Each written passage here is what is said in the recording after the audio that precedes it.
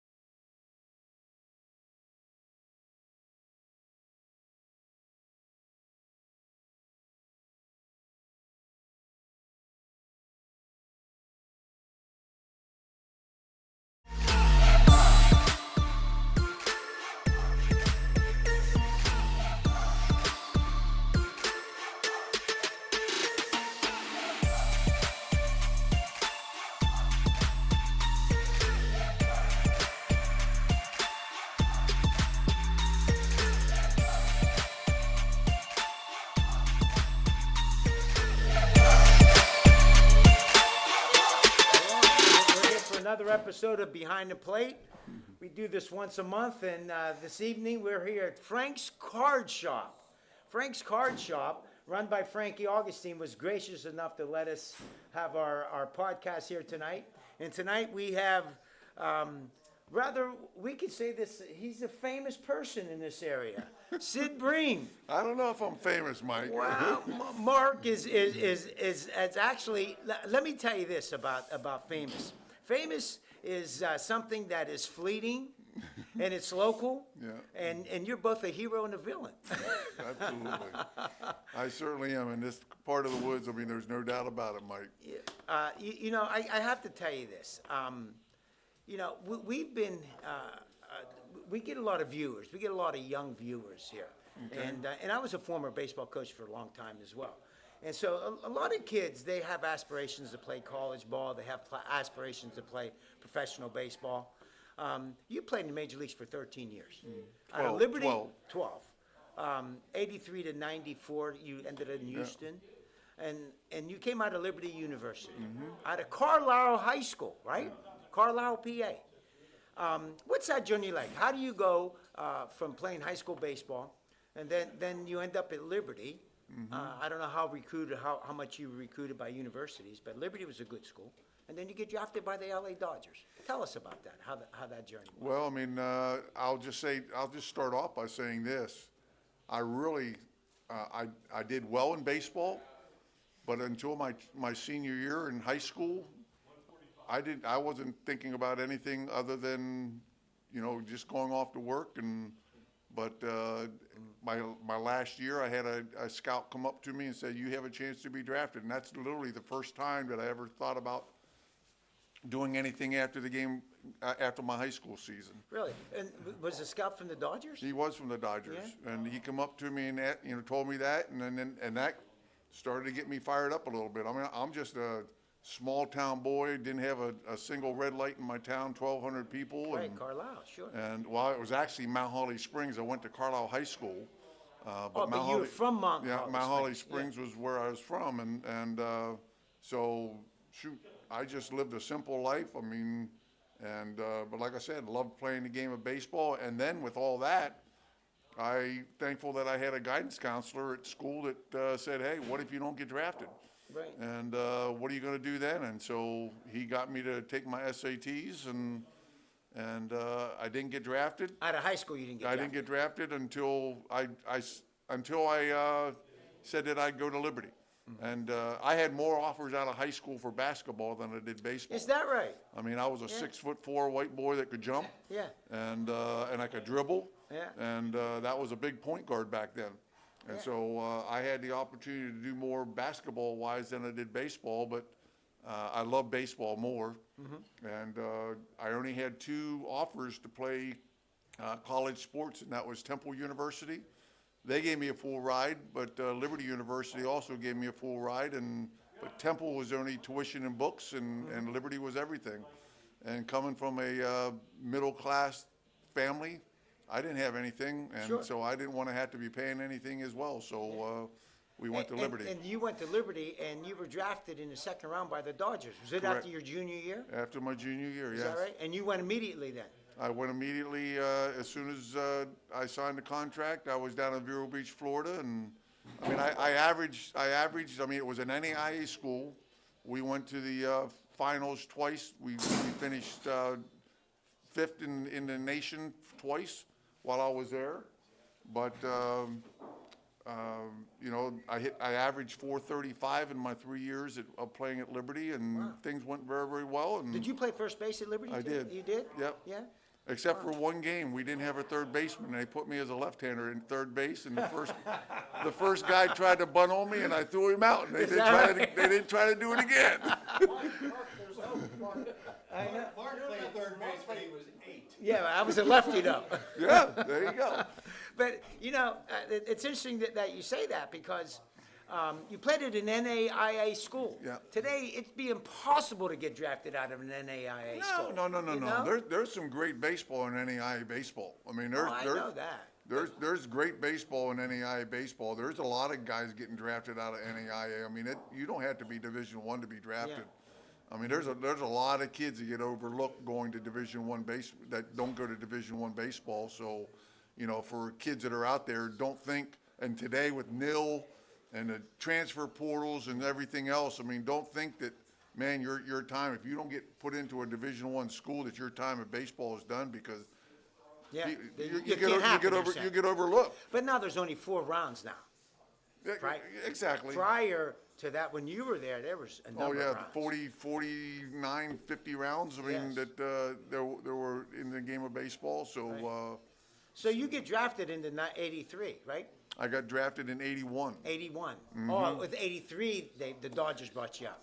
83, September of 83, I got brought up to the big leagues, I mean, for the September call-ups, and got my first hit on September 7th against Tom Hume, drove in my first RBI. Yeah. And, I actually have on my phone Vin Scully announcing my first hit, which is incredible. You have that ball? I have the ball at home, Yeah. absolutely. That's pretty awesome. What's that like, being a kid from Carlisle? And you know, everybody here played baseball. And everybody here at one time dreamt of being a major leaguer. You want to hear that Absolutely, we love to hear it. Let's Yes, do that. Let's hear that. This Well, you will- have to put it this up will- to your mic. This will give you a great opportunity to understand what it was like. And I gotta think where I have it. Here we go. This is Vin Scully announcing my first base hit in Major League Baseball. Skin and an X-ray, and that was a day-to-day proposition. And Landro is not capable, evidently, of even coming up to bat. So here is Sid Bream. He is 0 for 2 since being called up. Big left-hand hitting first baseman. He's batting for Howe. Steve Howe. That's Steve Yeah, Howe. See that? Line run at third, 2 out. Hume deals, and he is inside. Ball 1, 1-0. On deck, Steve Yeager. Isn't that an iconic voice right there? He was the best. This couldn't have been any better for you. The next one to Bream is a line drive base hit. The ball game is even.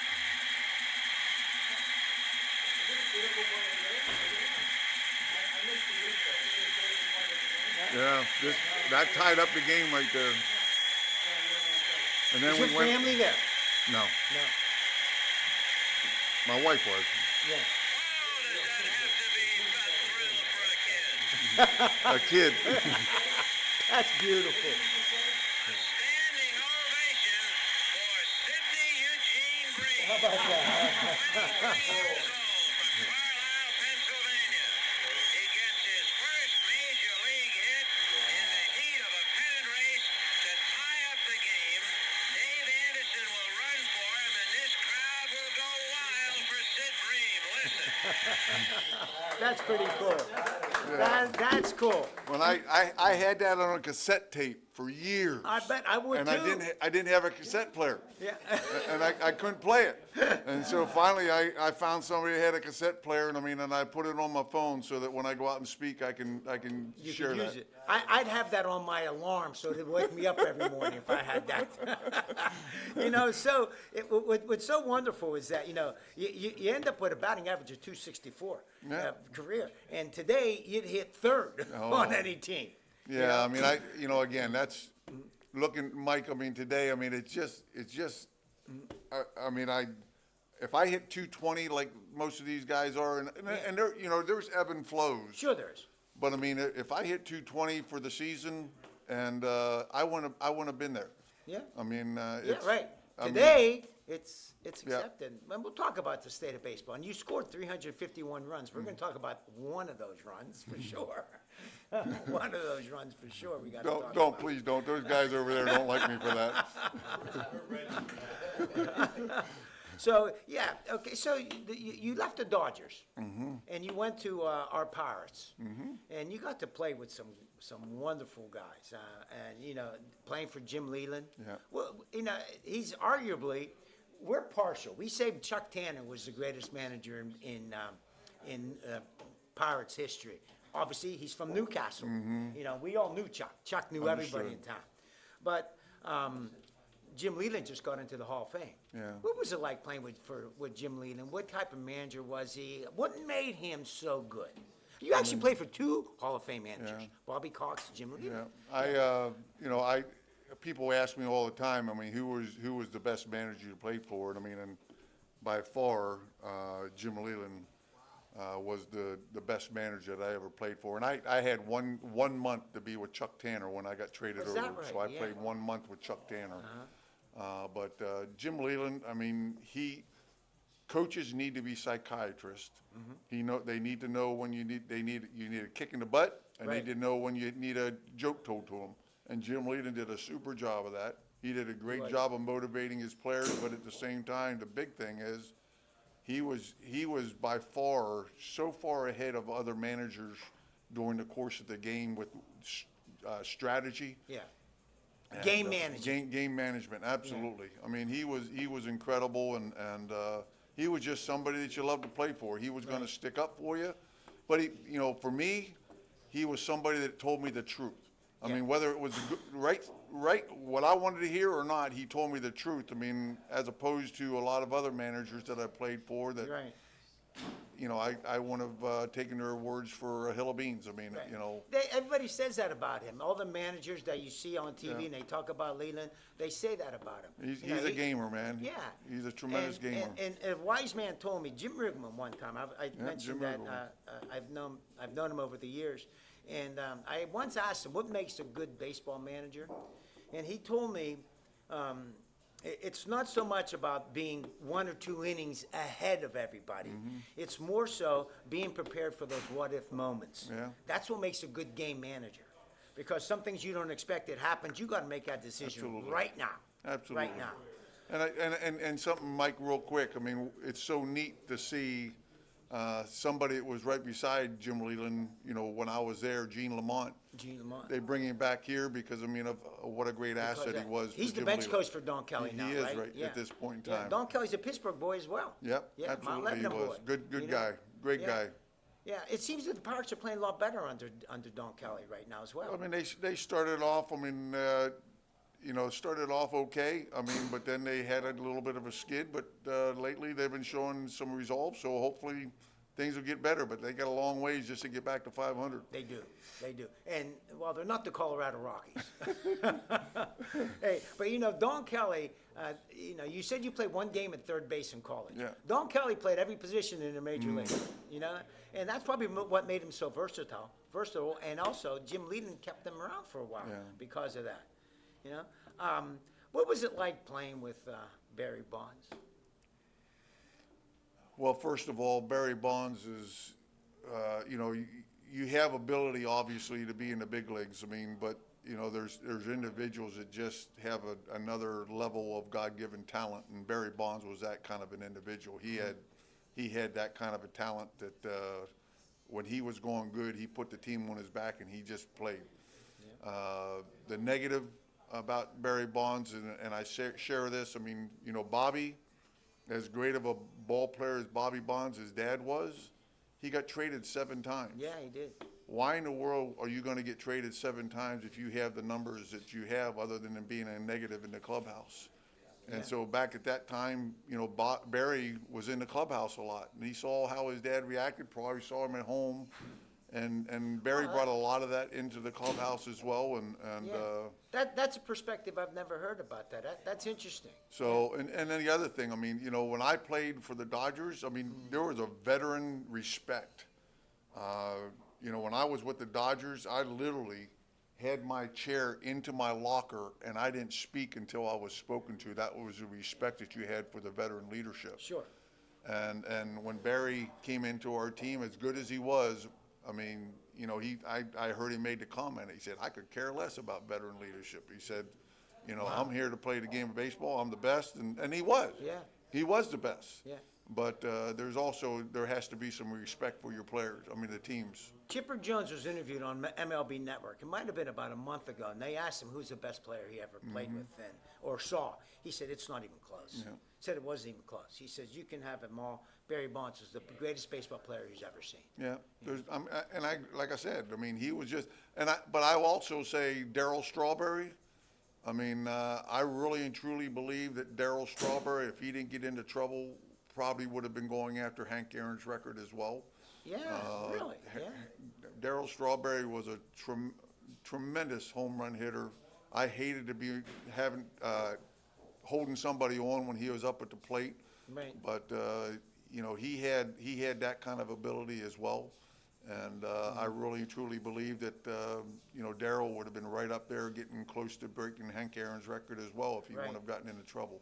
Yeah, yeah. Darryl Strawberry was an iconic figure. Actually, he. I hope that's on my. Anyway, he really. I'm sorry.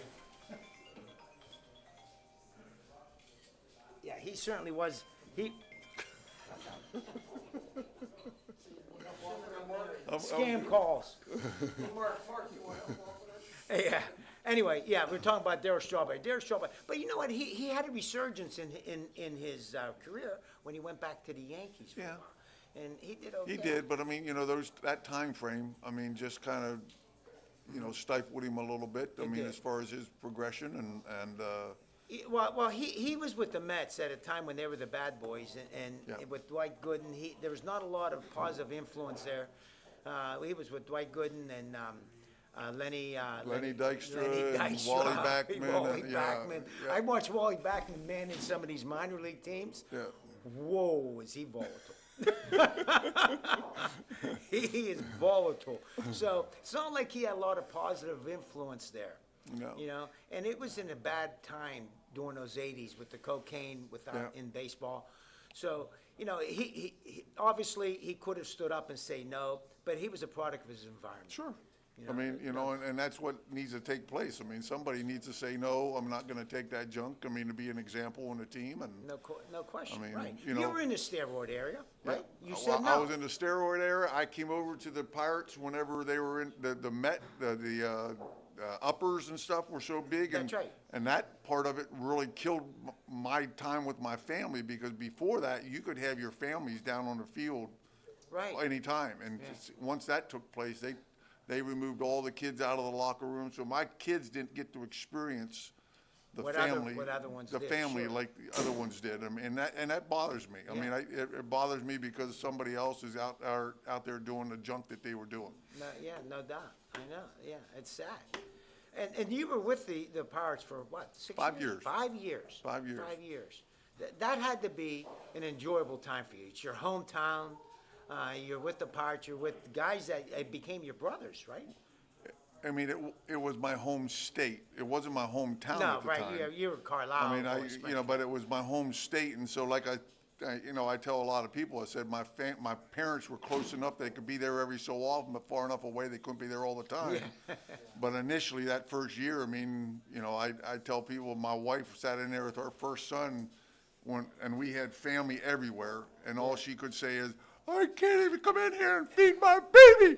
I got to be taking care of all your people. Right. And you know, so it was a wonderful thing being able to come here. The first year we lost 103 ball games in 1986. Right.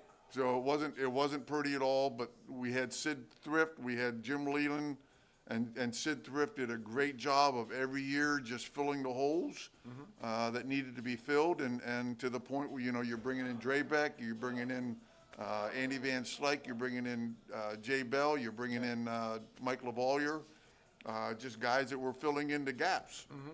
And, you know, and to the point where I really believe that we had a chance in 1988 to contend. Right. And I always loved telling the story of Jim Gott. I mean, he was our closer. Yeah, I remember. Yeah. And Jim Gott, we were one game out of first place. We were beating the Mets 1-0 in the ninth inning. And literally we had a team meeting. Jim was pitching against Howard Johnson. And we had a team meeting out on the mound. Jim Leland came out and he looked at Jim Gott. He said, do not throw Howard Johnson a fastball. Jim Gott, nope, no fastball, no fastball. Do not throw Howard Johnson a fastball. Yeah. Got it. No fastball, no fastball. Do not, 3 times, do not throw Howard Johnson a fastball. Got it, coach, got it. Spanky gets in there, puts down a slider. Jim Gott shakes him off. Slider, shakes him off. Slider, shakes him off. Fastball. Really? He threw the fastball. Howard Johnson hit the home run, tied it up. They went on to win the ball game, and we slid from that point on. Wow. And, and did Leland get him in his office Oh, afterwards? I'm sure there was probably something. I mean, I don't remember all that, but I do remember that mound visit for sure. I bet you do. And that's too bad they don't have a tape of that visit, because they do have a tape of him, Leland, getting on Barry Bonds. It's that spring training there. Yeah, that was kind of ugly. But you know what? And again, he needed it. that's to respect. I mean, Jim Leland, he didn't care who you were. He didn't care if you were the franchise player. Yeah. If you weren't giving it 100%, if you weren't doing what you needed to be doing on the team, he was going to get in your face. Right. I mean, he might have got his butt kicked, but at the same time, he's going to get in your face. I mean, because that's the kind of leader he was. Yeah, and you had Bobby Bonilla on that team too, which was he seemed like he was a, obviously we're on the outside looking in. Seemed like he was a great team guy, great player. Absolutely. And there's Bobby Bonilla Day every January 13th. Are you familiar with that? I don't know about that one. Well, I mean, is that because of his contract? his that he signed? contract. Every July 13th, he gets January 13th, he what gets a $1 smart million man, huh? for the Mets. What a smart man. They call that Bobby Bonilla Day. Okay. Yeah. And then obviously you had to leave the Pirates. Yep. Yeah. Well, tell us about that. And I'm sure that was bittersweet for you. Well, let me just share. I mean, we lost to the Cincinnati Reds in the playoffs in 1990. Okay, and the very next day, because it was my free agency, the very next day, the Pirate management came out and said, Sid Bream's our first priority to sign for the 1991 season. So my wife and I, we were excited. I mean, thinking we're going to get a multi-year contract, thinking, we got a great team. We're going to get back to where we were before, and hopefully do better. And throughout negotiations with the Pittsburgh Pirates, they didn't even get close to market price, let alone anything more for being their priority. Right. And so it went to the free agency at that point in time. The Atlanta Braves called and said they gave me a great contract, and they said, you need to make a decision. Are you going to come down here? Because if you're not coming, we're going to go get another first baseman. Yeah. So. And at that point in time, we made the decision to go to Atlanta. But that night, my wife and I cried our eyes out. Literally, we cried our eyes out, thinking, "What are we doing?" Yeah. I mean, the next morning we woke up. I called Jim Leland. I said, "Skip," I said, "I'm bound to this contract." He said, "You haven't put your name on it yet, so you're not bound to it." So at that point in time, we called my attorney up, and I don't know if I'm sure that everybody in here remembers Payne Stewart going down on his plane jet. I do, yeah. Oh, that My was your attorney. My attorney was plane? on that plane. Oh, wow. But he, in the course of 2 calls, which lasted about an hour and a half, I mean, him trying to talk me out of doing what I was going to do, he finally got to the point of saying, well, what happens if you sign with the Pirates and then they trade you down to Atlanta? You're going to look like an idiot. Great point. Yeah. I mean, let's ask him for a no trade clause. And we asked them for a no trade clause, and they said no to a no trade clause. And I said, man, if I'm your first priority, I hate to see what your last one is. Yeah, sure, right. And so we went down to Atlanta, and then, obviously in 1991, we beat the Pirates, and in 1992, we beat the Pirates. Yeah. And from that point on, that's why people can't stand me around here. No, well, it's fate, isn't it? It's fate. Obviously, it was heartbreaking for you to leave. It was heartbreaking for Pirate fans for you to leave, too. Yeah. But then you go to Atlanta, and you end up with a World Series ring. Yeah. I mean, that. Well, I got second place 2 years in a row, Mike. I never got the World Series. Oh, that's right. 97 they win. 95 they won. They won 95. Yep. That's right. 95 yeah, so they you won. lost the World Yep. Series. In Minnesota and Toronto, we lost in 7 games to Minnesota and That's 6 right. games to Toronto. That's right. In Toronto, it was Joe Carter's home run, right? Well, that was against Philadelphia. Oh, that was a Philly. Okay. Come on, Mike. Are you up on your stuff or what? I gotta remember. I'm usually better at that. But you won the Hutch Award in college. I did. Yeah. And when you won that Hutch Award, that's from Fred Hutchison. I don't know if you guys know who Fred Hutchison is. Fred Hutchison was a man of courage and persistence, and he played hurt and ran into walls and everything. And you won that. Was that in college? That was 1990 that I won that. And that was after I came back from my ACL injury in 1989. Mm-hmm. And so, I had a great year that year, and they honored honored me with that, and it's something that it's prized down in my trophy room, Sure. and I'm very, very thankful for the opportunity. Yeah, yeah, I read that, and I thought that was very interesting, because obviously I know Fred Hutchinson was, and I knew they'd give it the award, and I saw that you won that award. So when you went to Atlanta, and you're playing with some phenomenal players in Atlanta, Absolutely. I mean, that pitching staff was just, I mean, it's Absolutely. iconic pitching staff. But you also played with Deion Sanders, did you not? Tell us about Deion Sanders, because you know something? Deion Sanders has better baseball numbers than Bo Jackson. You familiar with that? Bo Jackson has more homers than him.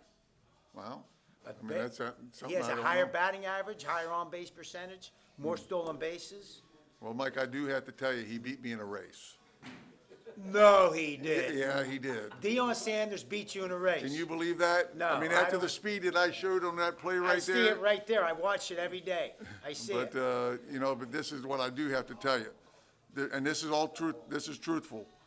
He was running backwards when I was running forward.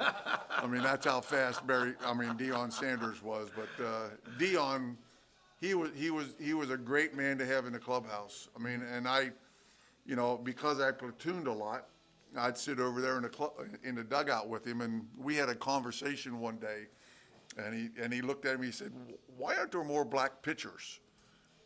And so we started going around and talking about it a little bit and so on and so forth. And I finally got to the place that I said, "Deion, let me ask you a question. Why don't you ask me why aren't there more black catchers?" Right, And he sure. looked at me and said, "Because that position's too tough."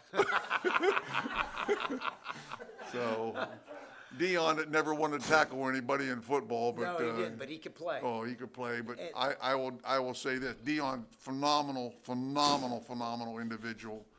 But I would, if there was somebody that I wanted to have steal a base for me, it wouldn't have been Deion. It would have been Otis Nixon. Oh, yeah, right, yeah. Deion would blow him away in a 60-yard dash, but Otis Nixon He knew just how to had run the bases. he had the instincts to know how to steal Yeah, bases. he knew how to run the bases. But you know what, I mean, the Braves had some loaded, Yeah. Chipper Jones, what a player he was. Chipper Jones, he came towards the end of my time there. I mean, he was up for a month in 1983, so I saw him a little bit, but at the same time, I mean, Terry Pendleton. what Terry a player. Pendleton, Yeah. you know, David Justice, Ronnie Gant, Right. I mean, Otis Nixon, I mean, Bob Horner was gone before. by the time that I got there, but then you had Tommy Glavine, Steve Avery, John Smoltz, I mean, Yeah. Greg Maddux. Greg Maddux. And, What was it like playing with Greg Maddux? He seems so cerebral. He looks like an accountant when I see him on TV, right? I mean, yeah, and he was. I mean, he was that precise. I mean, he knew how to pitch. I mean, and I share a lot of times. I mean, you could see insecurities in people in the major leagues all the time. Greg Maddux was one that I never ever saw an insecurity in him. Yeah. I mean, he just knew what he was going to do, and you know, and he did it. I mean, and he was phenomenal. I often say today how well they would have done with now that they have the box there and the umpires are scrutinized, because Yes. they used to get, I mean, Tommy Glavine especially. used They to got a get- couple pitches away. Yeah. Yeah. They would get those pitches, and how would they do today? Yeah. I don't know. Well, I heard Tommy Glavine say on TV one time that he had his catcher set up always 1 or 2 inches outside or inside, and Absolutely. he'd hit the glove there, and he'd get that pitch. Absolutely. And what would happen is he'd start on the plate, and the catcher, he was so precise. moving.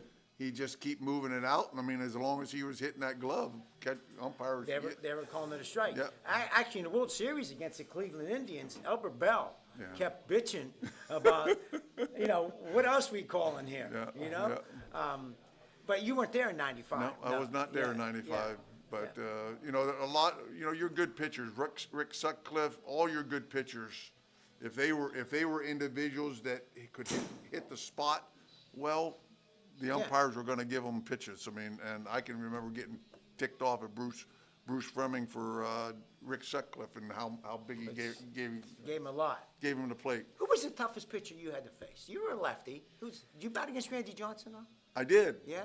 First time up against him, hit a double to right center field. You did? I did. Yeah? You pulled Randy Johnson on the left side? Pulled Randy Johnson, double to right center field. Second time up, He literally threw a ball right there. And I was scared to death. I mean, I'm telling you the truth. He threw a ball right there. I heard the hum. I felt my Adam's apple just being ripped away. I was so scared. I didn't swing the bat the rest of the at bat. That was the first pitch, and he went to a 3-2 count on me. And then he struck me out on a 3-2 pitch. I mean, and as he was walking off the mound, he was hollering at me, "Swing the bat, meat!" Is that what he said?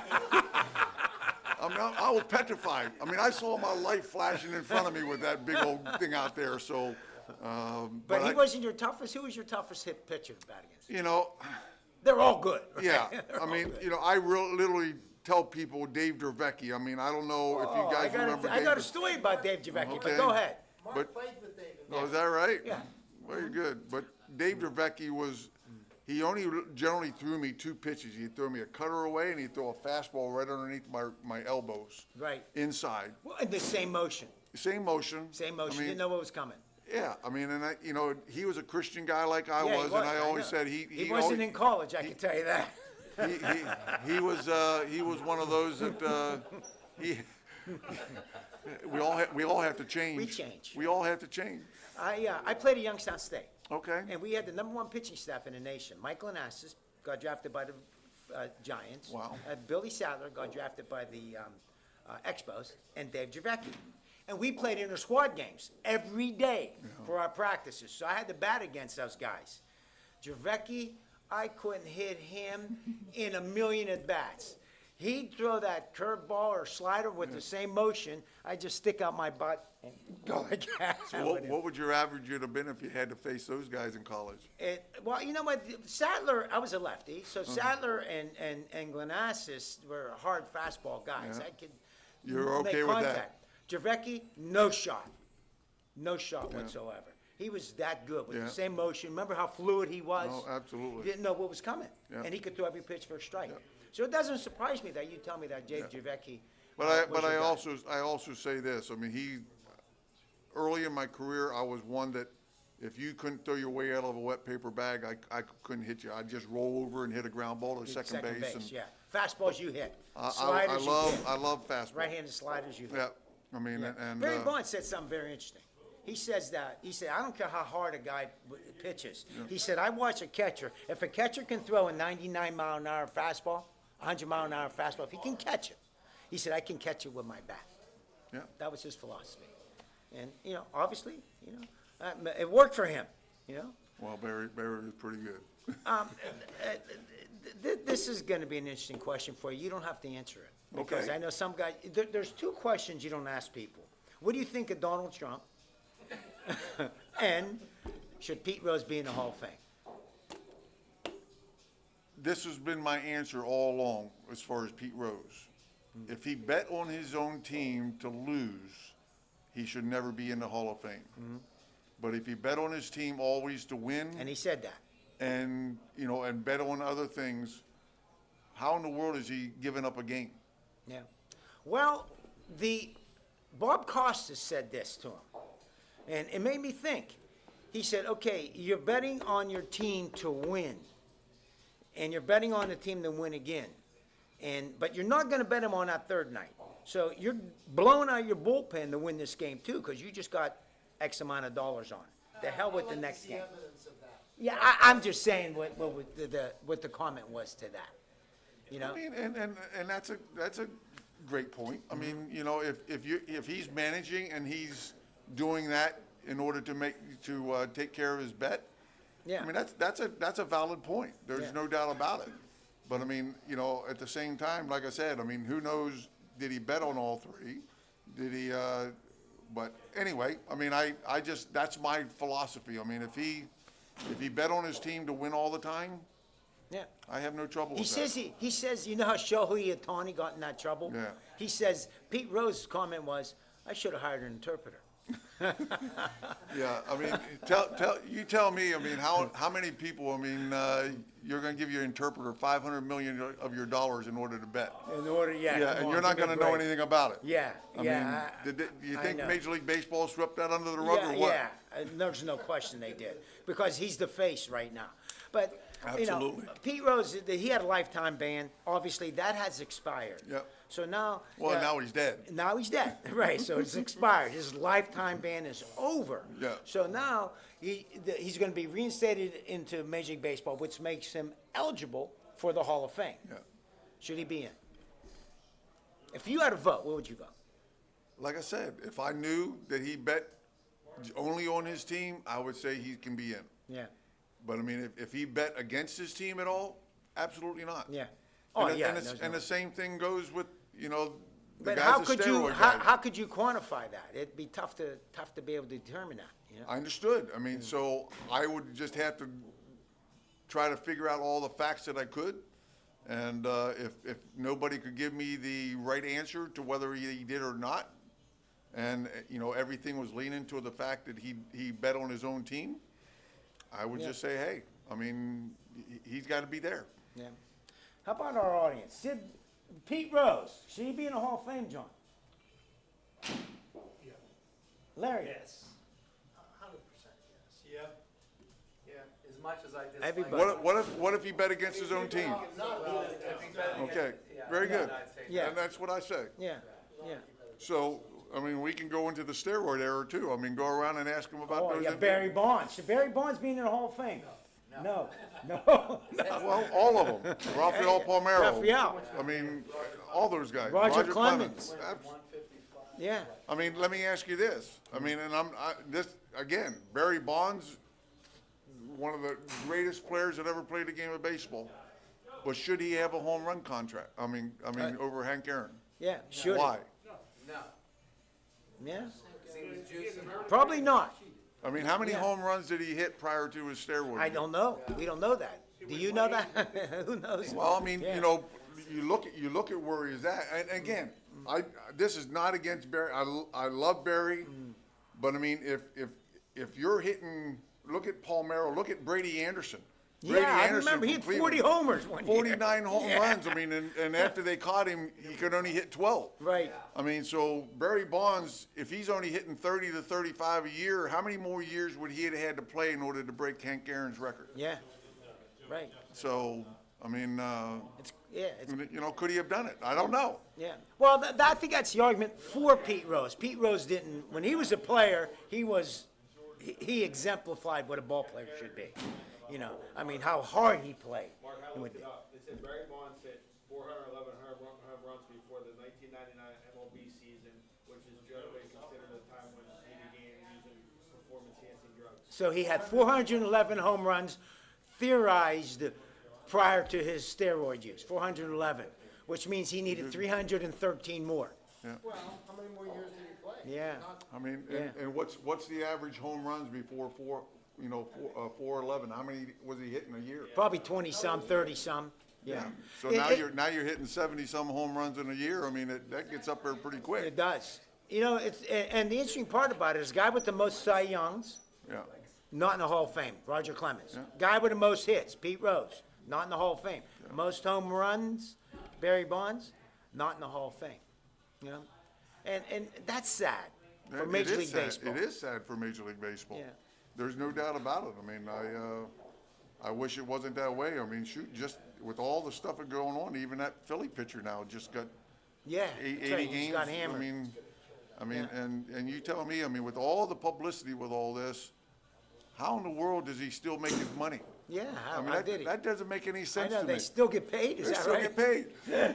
I know. You would think that that's a voided contract, Hey, anyway. I do want to ask you about, Bobby Cox is a Hall of Fame manager, and everybody talked about what a great manager he was too, great game manager. Tell us about playing with Bobby Cox, and how'd you compare him with Leland? I mean, again, I said Leland was the best manager that I played for. Right. Bobby was, he was a manager that, man, he supported his players. I mean, even when he knew you were wrong, he was going to go out and get thrown out of the game for you. Right. I mean, he supported his players. I mean, he was, and then again, the pitching staff that he had, good grief. I mean, Leo Mazzoni. Yeah, I really. mean, what does Leo? Wait. What does Leo have to do? I mean, hey, you got Steve Avery, you got Tommy Glavine, you got John Smoltz, and Right. you got Greg Maddux going out on the mound.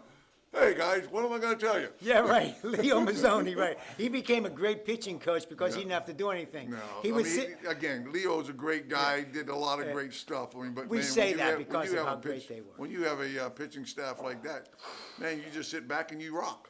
That's what he did. I know. He'd sit there like this. It was hilarious. I'd sit there and I'd watch him in the dugout. He'd be like this, just like this. But that pitching stuff was just out of sight. It was. Just out of sight every night. And he's the Atlanta Braves fan, our boy Rick Gay here. How many division championships they win in a row? 14? I mean, 14. up to like 2000, 2009 or somewhere, they were winning. 14 straight 14 division 14 championships. straight division That's championships. that's a dynasty. It is. It's a But dynasty the with most that pitching. memorable World Series was the one you were in, the Well, 7-game I mean- against Minnesota. Yeah. Yep. The World Series, I mean, One on they the still sacrifice consider fly. that the greatest World Series ever with how many games? Smoltz Yep, and Morse. yeah. That's Yeah. you were in that game. Oh, yeah. That I was, and we had a chance. Terry Pendleton had a guy on third base with Right. less than 2 outs. I had bases loaded with less than 2 outs and hit into a double play on his stinking splitter down and in. Yeah. And, we had plenty of chances. Ronnie Gant hit that double to left center field that Lonnie Smith. he got confused bluffed. on the He got bases. bluffed. Yeah. No block. Deked him, wasn't it? With the second Knobloch, baseman. Knobloch, yeah. Deked him. Had to pretend like the ball was coming in. Right. He deked him. Finished as first baseman. Who was Ken Herbeck. Ken Herbert. Pulled Ronnie Gant off the base, and I just Right. said, hey, Right. people asked me about that, and I said, I do whatever you can. Absolutely. I mean, Vince Coleman, he'd come back in and he'd put his foot on and then he'd rotate around. I just keep pushing him, Push keep him back. pushing, and he's gonna lose his balance, he's gonna come off the base. I mean, Yeah. you do whatever you can to win the ball game. Right. Sid, let me ask you, what's that like? Apart from doing the wrong thing. Yeah, no, I understand. You get if you got away with it, it's the right Sure. thing. But my question is, I mean, you played in Carlisle. You played high school baseball. All of a sudden, We're going back to Carlisle. no, now. well, I'm making a comparison. I'm making a comparison here. Game 7. What's it like? Now, I mean, obviously you're from a little small high school, and now you're Game 7 in the World Series with 70,000 people in the stands. How do you keep your composure? I mean, that's got to be something that. I mean, it just never leaves you. It stays with you for the rest of your life. I mean, there's no doubt. I mean, what an electric environment. I mean, going into that game, you just rely on what you've done in the past. I mean, muscle memory, and you go out there and you do whatever you can in order to stay in the moment and do what you can do. And people ask me, I mean, shoot, what were you thinking out at second base during that play? And I just said, man, I was just going over everything that I've learned in the past. I mean, you just do it. And I share with people. I hit a double the time before against Doug Drabeck. Right. They tried to pick me off twice during that at bat. With Stan Belindo on the mound, I knew that he wasn't going to try to pick me off. His concern was the batter, and Yeah. I got a bigger lead. I got a great secondary, Right. and and it all worked out. Well, you segued into it, so Ronnie, let's show it. It's right behind you. Let's put the sound on it, and we're going to talk about this play. So if you could turn around and take a look at Sure. it. Let's get a I've Francisco only seen Cabrera. it about a million I know times, you but- have. I know you have. Look at that speed! Woo! That's a blur. Put the sound Right on there. Get it You from the guys, how beginning. could you not see my heel hit that base? All right, watch this now. Francisco Cabrera comes to the plate to bat for the pitcher. He hacked to the 2-0, now the 2-1. Line drive and a base hit. Just as the score of the tying run. Bream to the plate. And he is seen to the plate. The Braves go to the World Series. The unlikeliest of heroes wins the National League Championship Series for the Atlanta Braves. Francisco Cabrera. And Atlanta pulls out Game 7 with 3 runs in the bottom of the ninth inning. All right, lower that. Now, here's the thing. Here's the interesting part of this. I got to say this. And I've always said this, okay?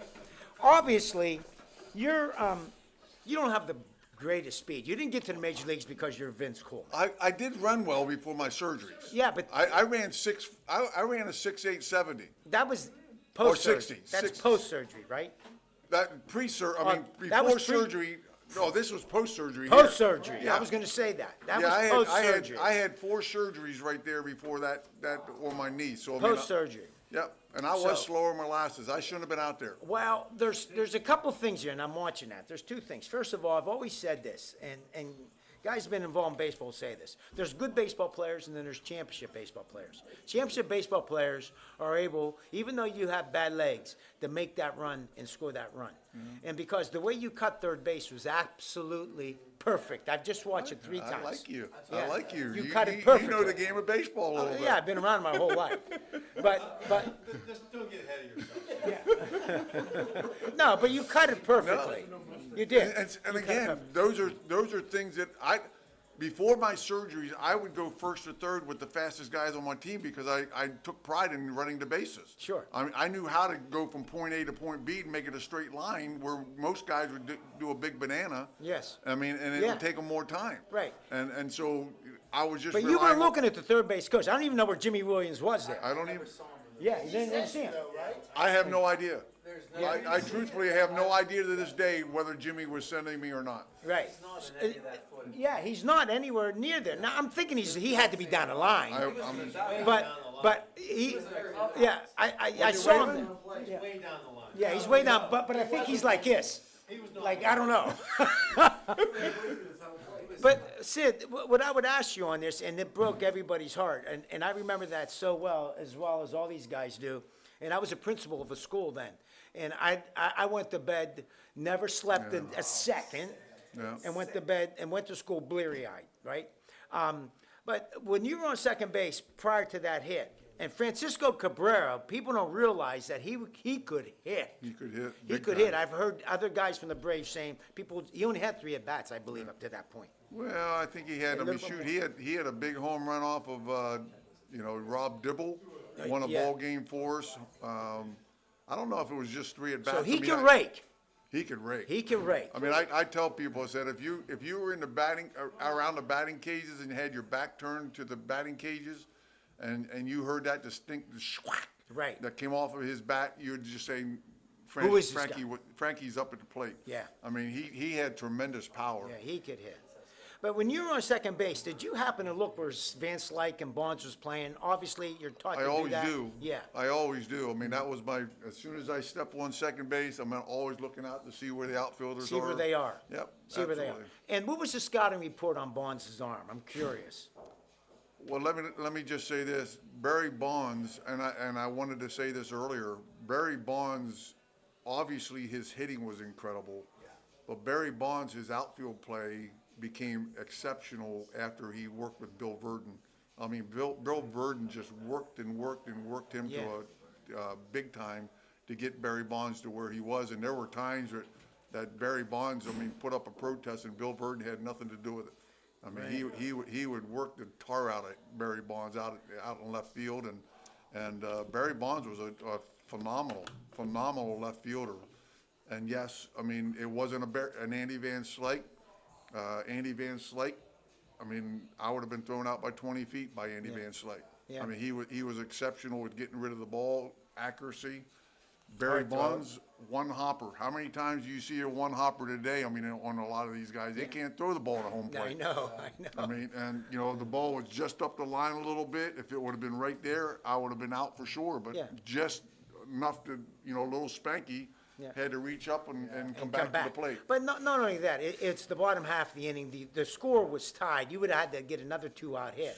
So why not score? Why I mean, not? Let him and throw you again, out. That, Let him and throw you out. I mean, the baseball, I mean, you put the pressure on the defense. You don't rely, holding me up at third base, what does that do? Like you said, Yeah. you'd have to either get a Got it, walk or yeah. another hit Another in hit. order to. Another hit. So you And put with the pressure Randy on the Marsh defense. behind the plate, who Power fans still say that he squeezed us. Hey, just ask these guys now. Was I safe? Oh, no, you were Thank safe. you very much. No, we Thank saw, you. yeah, you were safe. You were safe. But you earned a 4-pitch walk-off Drayback. I did. You did. And Chico Lynn made that error that he makes that play in his sleep. 6 errors all year long, and he made a 7th that night. I mean, that's pretty exceptional. It I mean, is. as far It as is. defense is concerned, but. And you had to have a sweet taste in your mouth because the Pirates didn't sign you.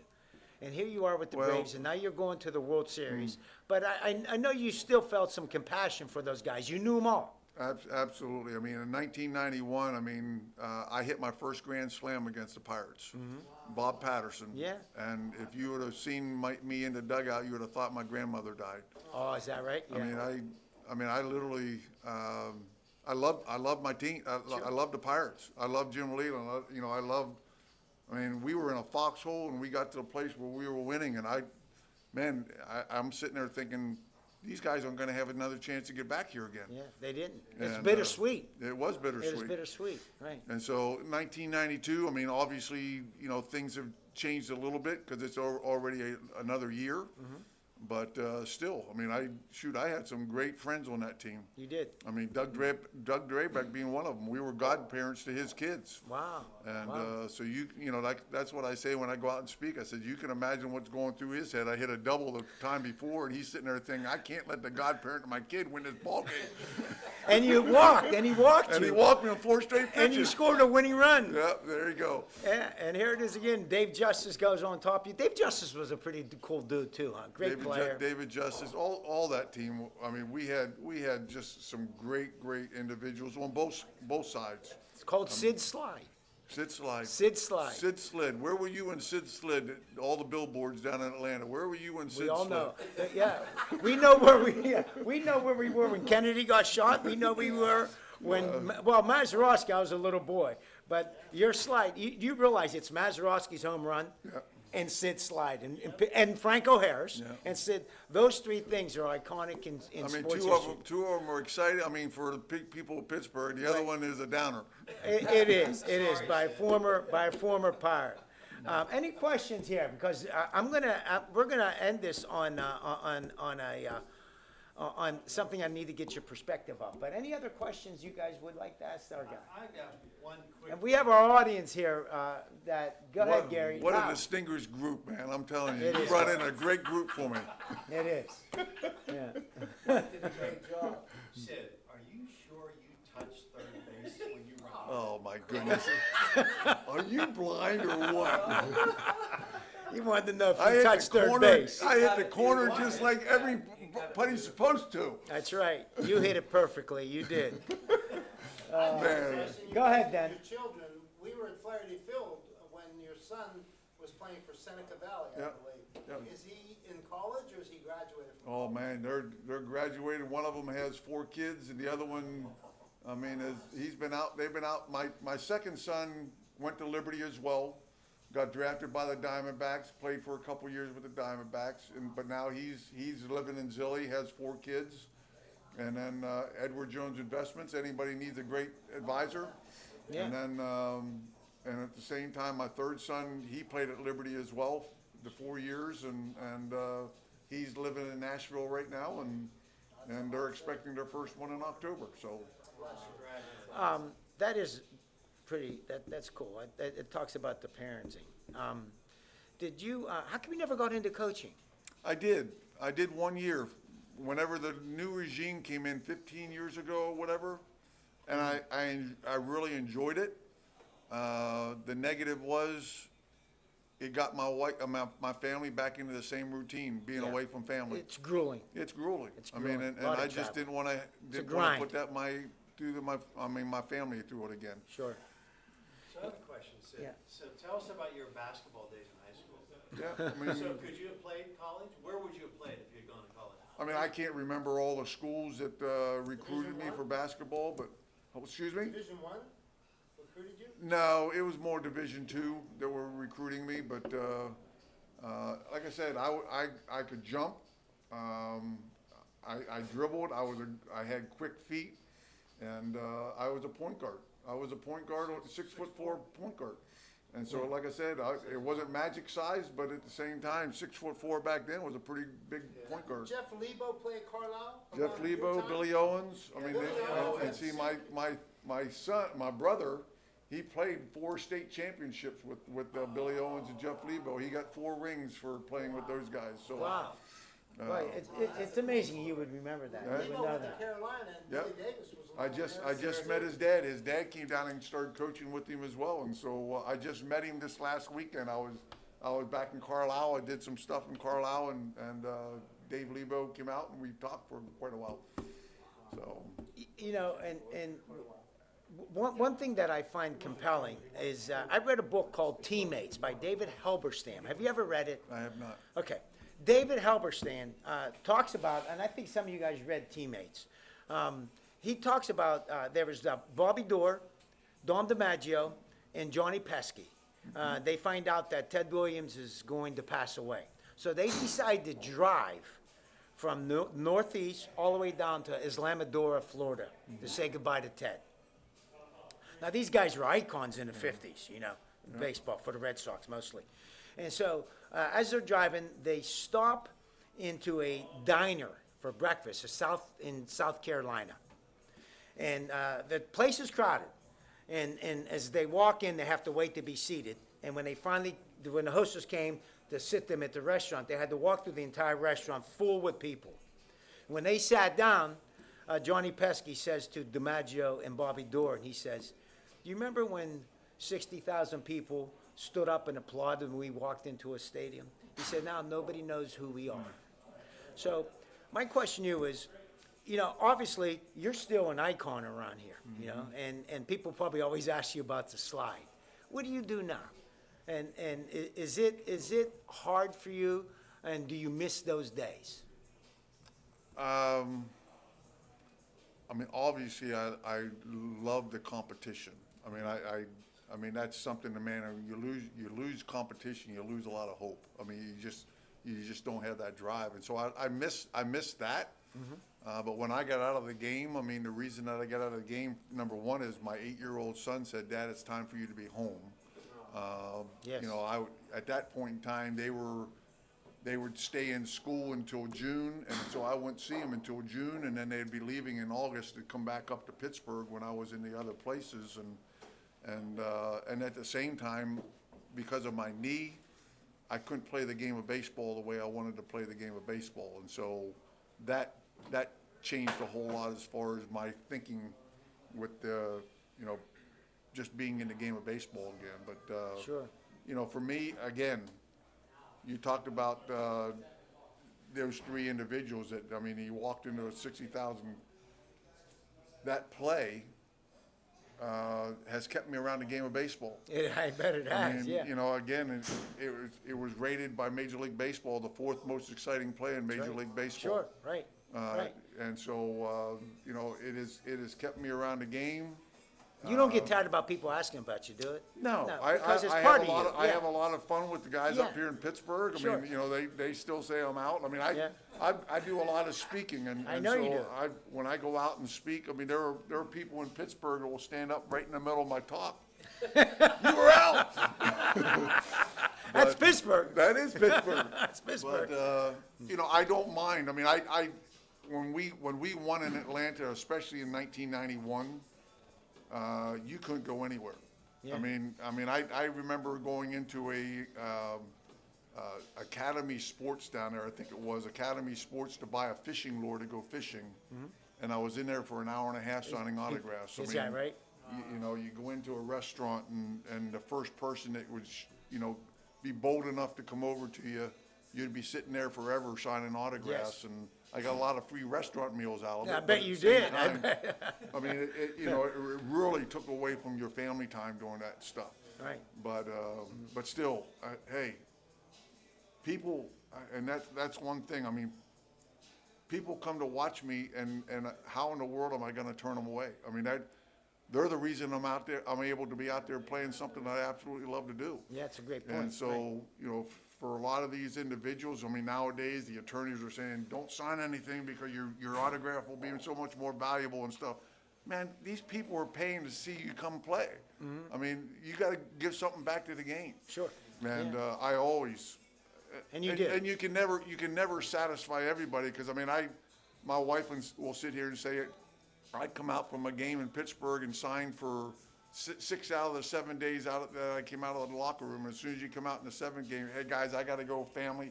People were sitting there cursing you. How could you not? Right. Yeah, you know, that's not, and you're never going to satisfy everybody, but Sure. I tried to make sure that I gave back to the game of baseball. Yeah. And I've been to Atlanta 3 or 4 times being a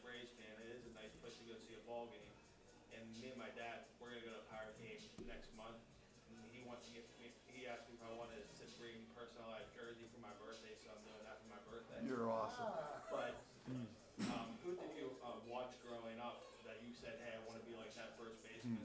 That's a good question there, Rick. Great question, Yeah. but people will always ask me, who were your heroes growing up? And I'll just tell you, my hero is my dad. I was gonna say that, My yeah. hero is my dad and my uncle. My uncle played center field. My dad was a pitcher for the what do you call the baseball at Sandlot, Sandlot team. My dad. When he pitched he had a chance to play with the St. Louis Browns, but when he pitched his senior year of baseball, he pitched 46 innings and struck out 98 guys. Wow. But he didn't get to go because my grandfather was huge into the Sabbath day and keeping it holy. And so that was a big reason that my dad never got a chance. So when I had a chance to play, it was really neat because he played, he lived his life a little bit through me. And so I was glad that I was able to do that for him. Yes, Sid, I have a question for you. If you weren't, if you didn't choose baseball as your career, what would you have done if you didn't play professional baseball? Who knows? Yeah. Really and truly, who knows? And the thing about it is, like a lot of us, you play, you do something like that, and then you come out and say, what else can I do? Yeah. What else can I do? But for the last 9 years, guys, I've been a chaplain for a trucking company. PGT Trucking. Pat Gallagher. He's a member out at Oakmont. Yeah. And yeah, You he know does a lot. Gary? Gary knows him, yeah. But I was in a Bible study with Pat for 2 years, and we went to a breakfast, and he asked me to be the chaplain. And at that point in time, I said, nope, I'm not a chaplain. Don't want to be a chaplain. Don't think God's called me to be a chaplain.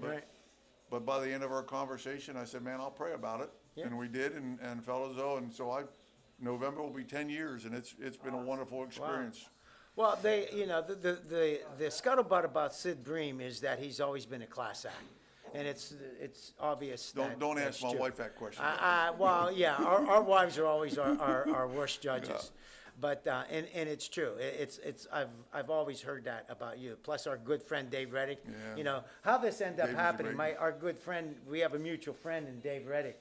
And Dave, and I was out with Dave one night, and then we were talking about my podcast. 'Cause I said, I got to get you on a podcast. He said, I'm going to get Sid Bream on your podcast. I said, no, you're not. He said, absolutely. And I said, I know I'm on the phone with you. And you said, sure, I would do that.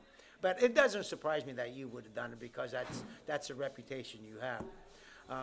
But we're going to end here, and I'm going to end it with this.